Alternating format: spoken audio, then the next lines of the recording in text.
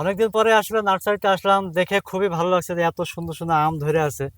এটা কিন্তু একটা মনোমুগ্ধকর একটা পরিবেশ আমাদের জন্য। আসলে আমাদের যাদের আম বাগান নাই, আম গাছ নাই, মানে একটা আম বাগানে এসে এরকম আম দেখা মানে আমাদের অত্যন্ত একটা ভালো লাগার পরিবেশ তৈরি হয়।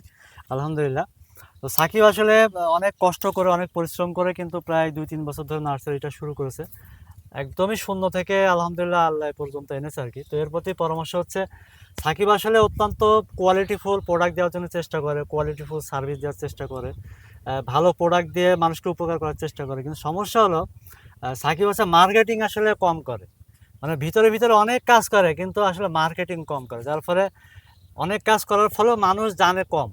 কারণ কি, এখন ডিজিটাল যুগ, এখন আসলে ব্যবসা করতে হলে যেটা করতে হবে সেটা কিন্তু জানাতে হবে, মার্কেটিং করতে হবে, সেল করতে হবে, তাহলে কিন্তু দিন শেষে প্রফিটটা আসবে। তো সাকিবের প্রতি এখন পরামর্শ এটাই, এই 2 বছরে সে ফাউন্ডেশন লেভেলে অনেক কাজ করেছে।